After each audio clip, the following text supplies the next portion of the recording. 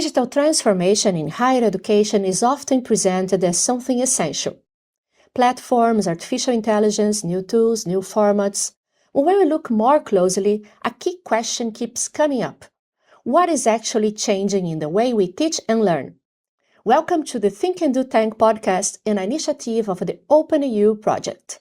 OpenEU is an European university alliance that brings together higher education institutions to rethink digital transformation, inclusion, and innovation in teaching and learning. Within this project, the Think and Do Tank functions as a collaborative space where researchers, educators, students, and professionals reflect on how digital transformation is actually unfolding in higher education. In today's episode, we focus on one of the key topics emerging from the Think and Do Tank consultation, innovating pedagogy through digital spaces. In a recent consultation carried out by the Think and Do Tank, experts from different countries and institutions were asked to reflect on the future of digital transformation in higher education. And many of them pointed to the same problem. Technology is advancing, but pedagogy is not necessarily following the same pace. One participant gave a very concrete example. They said that in many courses, digital platforms are now widely used, but assessment is still based on traditional exams, designed for face-to-face settings, with little room for feedback, collaboration, or experimentation. In their words, the format changed, but the logic of teaching did not.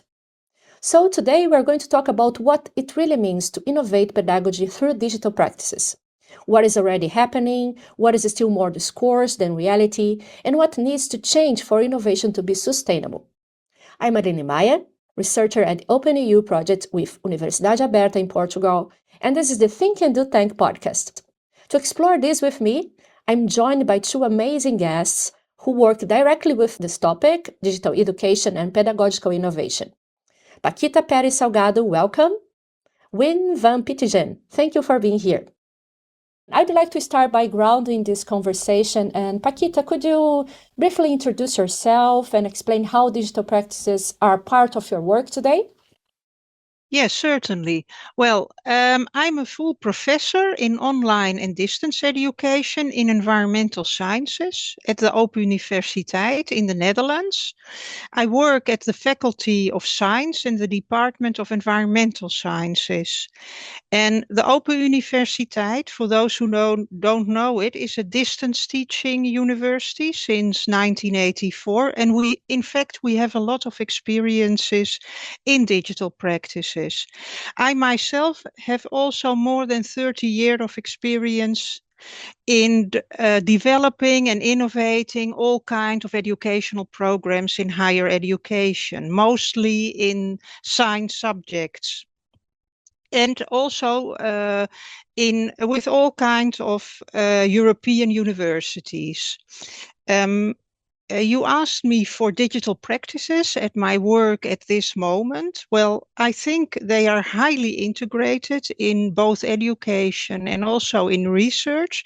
I will give two examples. These are both examples of in education. For example, I'm now teaching the course Physics for Environmental Sciences, which is a first-year course in our bachelor program. And when in this course, I give in the evening online classes. And students can participate in these. I explain theory, and we have activated these sessions in a way that students make tasks, but they also discuss with each other and with me as a tutor. And this activated learning is something students enjoy. And they find it stimulating. It also helps them to finish the course, so it is good for the progress of for their study progress. Another example is from a different type of course, which is a pre-master course on research approaches in environmental sciences. And students come together online to present their research proposal and to get feedback from teachers and fellow students. And in general, I would say that the COVID pandemic, in a way, accelerated all these digital practices. So other organizations and universities have less objections to cooperate online and use these digital tools. And they see the advantages. So before the COVID pandemic, we were having more drawbacks and more opposition to it. But now I think it's become quite mainstream, Haline. Thank you for this amazing presentation and summary of your amazing work. Thank you. Win, from your perspective, could you please present yourself and your work, and also indicate where digital innovation shows up clearly in your daily work or where it does not? So please give your presentation. Okay, thank you, Haline.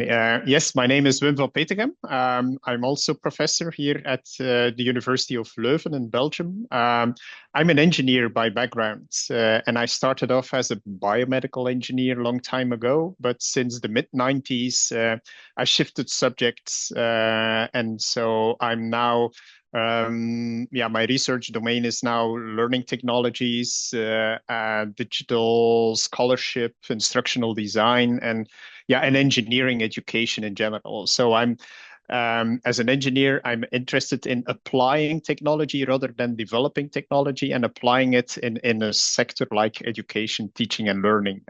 So for me, it's quite natural, let's say, to talk about digital practices because it's my research domain, but I also try to apply it in my own teaching. And I can give some examples of courses in which I'm using technology, a bit similar to what Paquita already told us. It's activating students by using technology, and that is, let's say both the research part and the teaching part of my job here at the university. I'm also representing a network, EDEN, the European Digital and E-Learning Network. Some of you might know it. It's a European network of universities and other institutions, organizations that are all sharing a passion to introduce digital teaching and learning experiences in the academic world, let's say. And we are organizing all sorts of activities like conferences, webinars, symposia, and similar things, where we try to benefit from the technology and making good use of technology to improve the learning experience of our students. That's me. Amazing. And I'm asking you that because one thing that came up very strongly in the Think and Do discussions is how uneven and unique these experiences are and your background. So thank you for being here with us. And let me pick on that now. A recurring idea in the research is that digital transformation often changes the environment, but not the pedagogy. And in many cases, the purpose of education is still the same.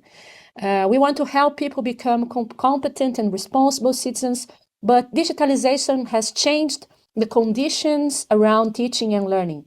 Because of that, what changes most is often how we teach and learn, and sometimes also what we teach and access.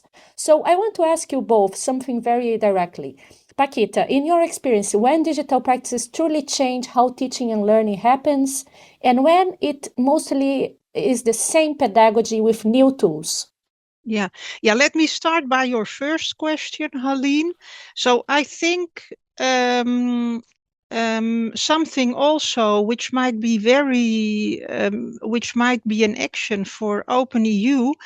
I think the pedagogy will start to change when you put together students from all kinds of nations. And so this virtual mobility, which we did in all kinds of projects together with other distance universities already in the 90s and 2000.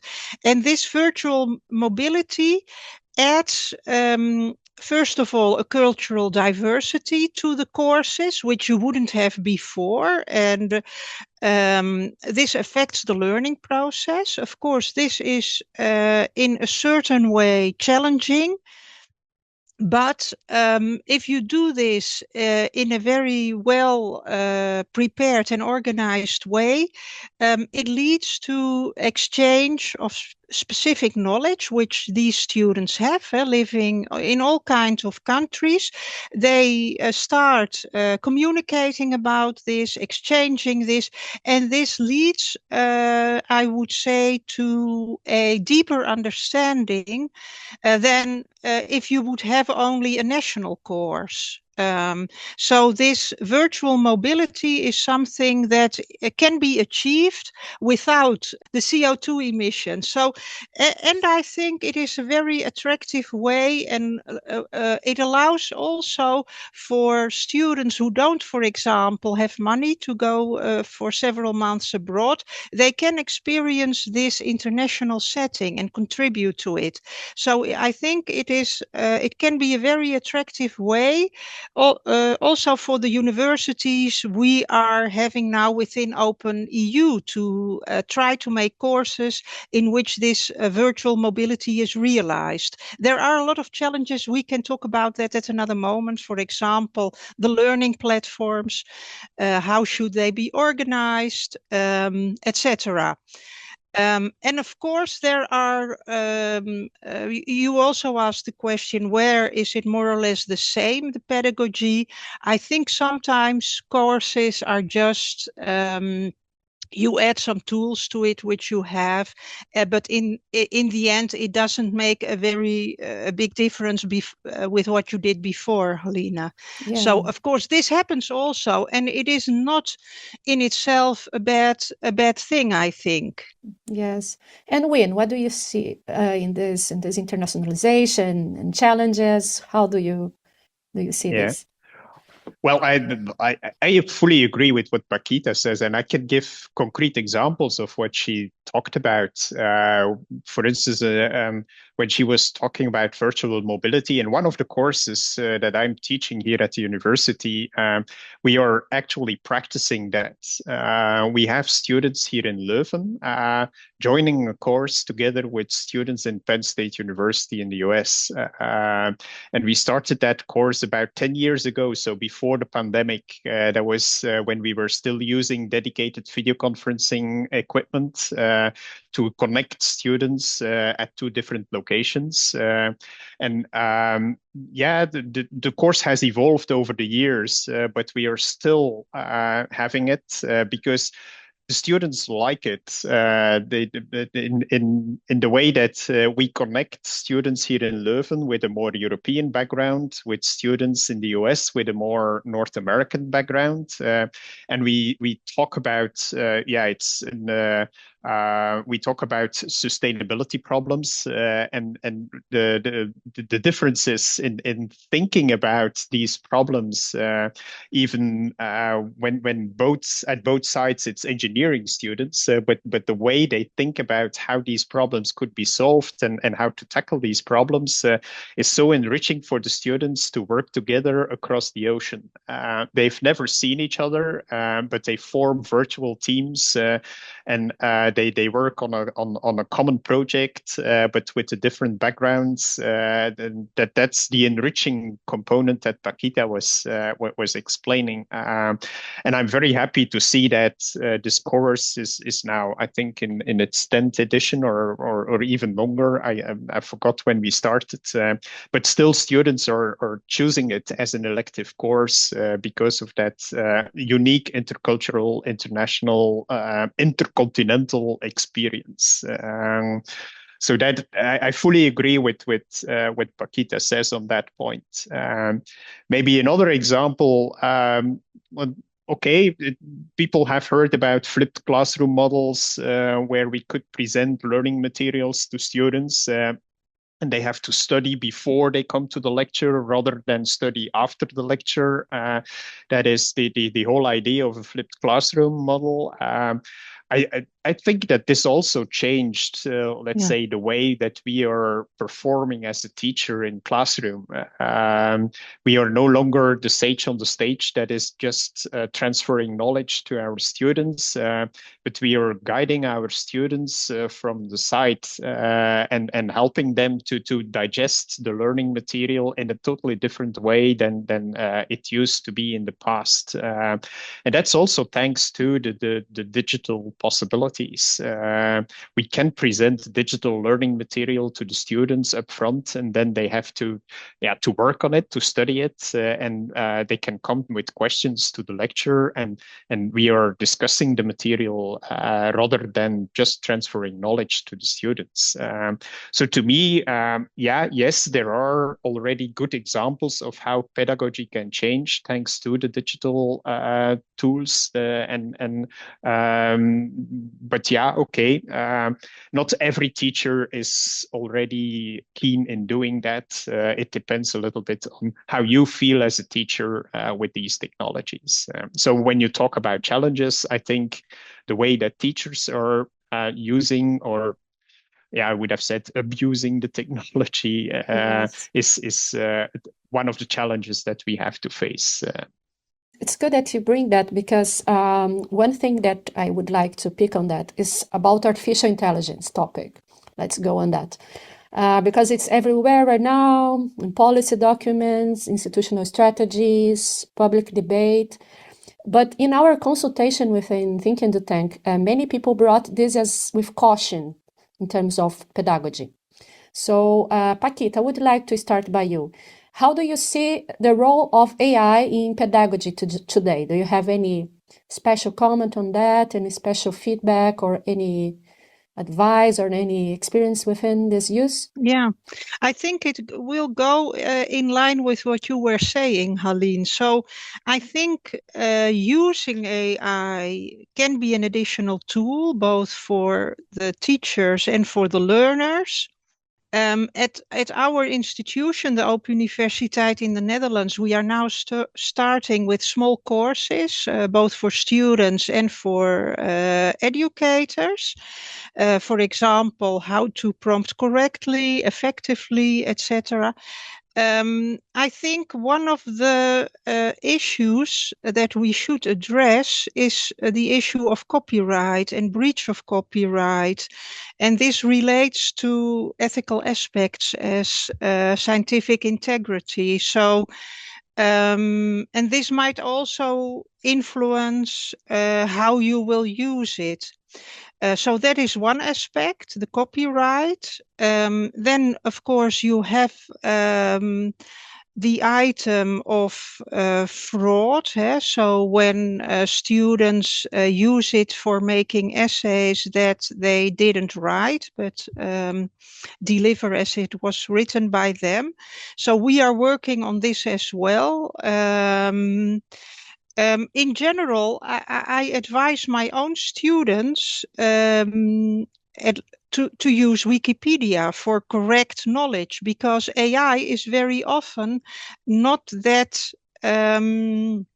exact. So it starts hallucinating on all kind of scientific concepts. And recently, I just want to mention it because it was a few weeks ago. It was an item in the newspapers. This was the rector of the University of Ghent, who held a speech, had used several hallucinating quotes in her speech. And one of them was from Einstein, and it was something he had never said. So this hallucinating is, of course, if you are performing science, this is a big problem. So for imagination, it can be okay. But for science, I think this is a really big problem. And we have to explain this to students and also to our own academic staff, because I think there are how would I say, it is so tempting for some people that they cannot resist this temptation. Yes. And what can we do to have a better awareness about that? Yeah. Wim, I'm a bit curious about from your background as an engineer, how do you see these challenges? Because we have many, as Paquita addressed, some in terms of assessment, support, design. What do you think? How do you see this? Yeah, I'm an engineer, so I love technology, that's for sure. And so if the technology is there, I want to use it, but use it in a proper way. And I think that this is the whole issue. And like Paquita says, it has to do with the affordances of the technology and what can you do with the technology and how can you experiment with the technology. That's for sure. But at the same time, we should also realize what are the drawbacks of these technologies. What can we not do with these technologies? And AI is a very interesting technology at this moment in that respect. There are a lot of issues about ethics and proper use of technology. That's correct. The only thing that I would like to avoid is that we are not using the technology because we are afraid that it might hallucinate or it might have ethical problems or whatever. It would be a shame if we are not trying to see the benefit of the technology. So we should try it out and make good use of it. That's as an engineer, you would expect that we try to experiment and try to seek where are the limits of the technology. Another thing that I would like to bring up here is that what I certainly don't want to do with the technology is to replace the human being in the whole story. I mean, I cannot imagine that my job as a teacher will disappear. I still believe that there is room for that human relationship between teachers and students amongst themselves. Okay, you can talk with the chatbot and you can support your studies with AI, that's for sure. But I would definitely also recommend to keep the human touch in the story. And for me, that's very important that we find a good balance between what technology can afford to do and what technology should do for us, but at the same time, still having that warm relationship between teachers and students and human beings in general. So for me, that is very important. When you were talking about assessments and examinations and evaluations, I think that we should embrace the technology and we should look for what is possible. And my attitude there is rather than trying to avoid the technology, we should simply say, okay, the technology is there. We assume that we are using it as teachers, but our students are also using the AI in their studies. And then my attitude is more, okay, turn it around. I do no longer accept students to write a bad text, a bad report, because technology is there. They can use the tools and they should be able to use it in a proper way. So they should use it to structure their paper, to maybe change the language, improve the language, and so on. So I no longer accept texts where grammar is not okay, where spelling is not okay, where layout is not okay, where structure is not okay. I have engineering students. Writing is not the strongest competence of engineering students, but because the technology is there, I might expect that they can use it to the proper in a proper way, and that they can deliver a nice report. So I always try to turn it the opposite way. Technology is there, use it, but in a good way. Yeah. So, in your opinion, it may be starting to think where should use and where not use. So this is a new debate about also how to bring your contribution in terms of being more not only responsible but also producing something original within that, right? Yep. Exactly. Okay, so let's moving on within another thing that's important in this topic here about digital education is also the condition for it.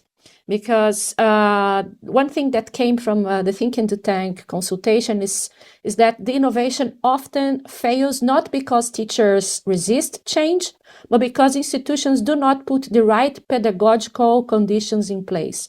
So, Paquita, what do you think that needs to be in place for educators to genuinely innovate their pedagogy using digital practices in terms of conditions? Yeah, I think one of the most important things is that the learning platforms, of course, we are working with all kinds of learning platforms, that these are user-friendly. And of course, this should be set by the educator. So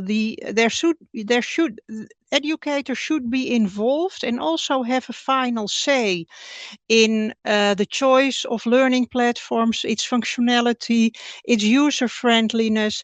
And in big institutions, this is not, you would expect, okay, that will always be the case, but in fact it isn't, because the financial aspect is considered important, and ICT requirements, and they have a lot of knowledge. So ICT departments and the financial department very often, and also because out of reasons of efficiency, we end up with a learning platform which is not optimal. And when a learning platform is chosen, then it should be further developed by testing all kinds of tools, and educators should be well assisted, or maybe have some time, a year or something, to test all kinds of specific tools in this learning platform. So I think if you really want to have attractive digital practices, then educators should be at front in also more or less pointing towards a certain direction. And in big institutions, what I've seen, this is not always the case. So that would be my advice. Nice. And Wim, because there is an interesting thing here in our Think and Do Tank consultation, because many educators feel innovation is added on top of everything else. And they say that, what about the recognition, professional development, workload? So how do you see this in terms of innovation? I think it's indeed a concern, and we have to recognize that. But at the same time, I think that when you take it seriously, if you as a university want to enter let's say the next digital age, let's say, then you have to make room for experiment, let's say. And that's in line with what Paquita says. You need to test new tools and to experiment a little bit with all these new things. I would say that it's not just test the tools, but also try to experiment in the way that we are transforming our teaching and then hence also the learning of our students. So it's also testing new concepts related to pedagogical or didactical approaches. I think that this is important as an institution. If you consider that the education should be of a high quality, a high level quality, then you need to allow the teachers to experiment, and that means indeed that we need to have mechanisms in place where it doesn't feel like it is coming on top of everything else, but it's part of our job to become a good or to be a good teacher. And in that way, I think if it's sort of embedded, integrated in our daily life, and if it's embedded in a bigger picture of quality assurance, of quality education, then I think it shouldn't feel like it is coming on top of your daily job. it's just part of it. Of course, that means that we need to support the teachers, that we need, like I said, to create that room for experiment, and room means time, means financial resources, maybe also infrastructure where you could do these kind of things. So there is a lot that an institution then can do to help the teachers, to make them happy, and happy is happy about what they are doing, and how they can embrace the new digital technologies, and make good use of it for the purpose of improving the quality of their teaching, and so enhance the learning experience of our students. Yeah, it's very good that you're saying that, because I would like to reinforce the do part of think and do tank. Yes, because that's also the doing. Beyond reflection, what is one practical action or area for experimentation that institutions could start with? So, Paquita, for someone that's starting, what could you give a concrete, maybe example from your own experience for them? Yeah, I would say that in line with what I was saying before, and I also agree what Wim has said about how we innovate and how this is an integral part of our work. So we shouldn't see it as something which is separated from it. But I think for our students, and maybe for many within OpenEU, that these learning environments and learning platforms should facilitate discussions and group work in a very attractive way, because that is what brings staff and students together, what motivates students, and then really optimize that so that it is not too difficult for staff and students to have these sessions. What I see in my courses, and also in European courses we develop together, is that students, before they have the examination, they go again to the recorded sessions. So it really adds something to what a regular setting would have. So you have recorded sessions. If you don't understand, or don't grasp something, then you go back to it, you repeat it. So this has a pedagogical aspect in it, which is really worthwhile to have. But then it should be done in a way that is not too difficult for both students and educators, I would say. And this is something which is, I think, quite easy to implement. But please do it. Yeah. Yeah, and Win, in terms of technology, so let's get your background. Do you have any practical, realistic first step people could do in terms of innovating? Wow. Yeah. But my first thought would have been to answer this question by saying that we need to, and that's in line with what Paquita said, we need to support our teachers. And the way that we did it at my university here in Leuven, I think that this might be a good model, in the sense that we do have, let's say, central support in the university that is helping us with all the technology, the learning platform, and the tools, and all related aspects, infrastructure also in the seminar rooms and so on. That is organized at the central level for the whole university, but at the same time, support is also pretty close to the teachers themselves.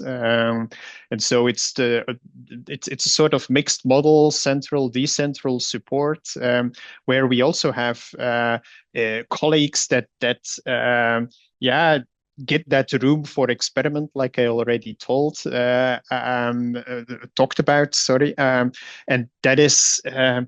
To me, that is important, that you not feel alone as a teacher, that you get support from people that understand what you want to do, that could inspire you, that could give you new ideas, and also give a good feeling that, okay, this is the right way to go. So for me, it's not, how should I say? I'm not the guy that is jumping on every new hype and is trying to experiment with the newest tools and so on. But also not afraid of trying it. I think my motto is as a teacher, I want to be one step ahead of my students in the use of new technologies. Not easy, certainly not with the current generation of students, but still, I think if a university needs to do something, then it's helping us to be able to be that one step ahead of our students. Yeah, it's good that you're bringing this because it's kind of what we want with the Think and the Tank. It's a community of practice and making people to feel engaged and feel collaborating with each other. So this is very nice. Yeah. Just to close, to finish our conversation, that was amazing to have you here. Now, looking ahead, so I think you already gave some good advice, some good tips. What do you think that maybe people should stop doing in terms of thinking to innovate? Do you have any idea about any challenge that maybe we could avoid in the past and things that we need to do differently? Is that a question to me, Haline? Or, Yeah, both of you, Paquita and you. Well, maybe Wim should start this time, maybe. Okay, yeah. Well, yeah, one thing I would definitely try to stop is stop forbidding things. There was a time that, and still, I think that many people think, oh, no, we should not use calculators in education. We should not use computers. We should not use smartphones. We should not use AI. I don't think that this is the right way to go. I think that we should realize that the technology will be there and will be used. And certainly when we forbid it, then students will absolutely try to use it. And so rather than going that way, I think we need a more open culture. We need to sometimes to embrace that technology and try to understand what are the affordances of these new technologies and how can we integrate that in our teaching and learning and to improve the learning experience of our students thanks to these technologies. So for me, if you ask me what to stop, then stop that culture of forbidding things. And simply assume that the technology is there and that it will be used, but then let's be smart enough to use it in a proper way. Yes, thank you. Paquita, would you like to complement with something? Yes, I would like to add a part. I certainly agree with Wim that we should be open to all kinds of experiments and to try new tools. On the other hand, I think that one important aspect is that it should be openly developed. So it should not be in the hands of the tech bros who maybe will use it. We don't know what they will use it for. So I think one of the very important things is that it should be open science, open education, but it should be also in our hands. Yes. And as Europe, it is OpenEU. We as European universities, we can contribute to this, to tools which can be analyzed by all kinds of scientists and that can be improved. And I think we should not rely on commercially available tools which might be for free now, but in the future we don't know what they are used for. So I would like to add this aspect. It's a warning also, I think. So that's what I would like to add to it. But I'm certainly in for trying to do all kinds of experiments, but with a certain under certain conditions. Yes. Thank you so much, Win, Paquita, for this amazing conversation. What this conversation makes very clear is that innovating pedagogy through digital practices is not a purely technical challenge. It is institutional, cultural, and above all, pedagogical. That's what you brought here. So thank you for this. What we heard today reflects many of the insights emerging from the Think and Do Tank. And I would also like to thank you for being part of Think and Do Tank and for engaging very well and in all stages. So thank you for this. My pleasure. And these are exactly the kind of tensions that Think and Do Tank aims to address, because sometimes we have things to may say, wow, we need to bring this European vision, we need to engage and need to bring Exactly. So this is good that we're doing this together. So thank you for helping this. So thank you a lot. So I'm Haline Maia. This was the first Think and Do Tank podcast. Along with me, we had these amazing participants, Paquita, Pérez, Salgado, and Leuven Petegem. This episode was developed with the support of Annabelle Bills and steering committee Leonel Morgado, Francis Browns, Teresa Guasch, and Maria Yukeva. Editing and production were carried out by Rodolfo Fernandes, Carolina Quitério Costa, and César Manuel Moreira Siqueira, with review and validation by Manon Quit Fans and Ana Civit, Silvia Velikova, and Diogo Casanova. In our next episode, we will shift the focus to building intelligent digital infrastructure. So we'll talk about how to bring this and discuss what institutions need in place to support digital education at scale. So thank you for listening and see you next time. Thank you. Thanks a lot, Halina. Thank you, Win. Thank you, Paquita. Thank you. Yeah, see you next time. Thank you.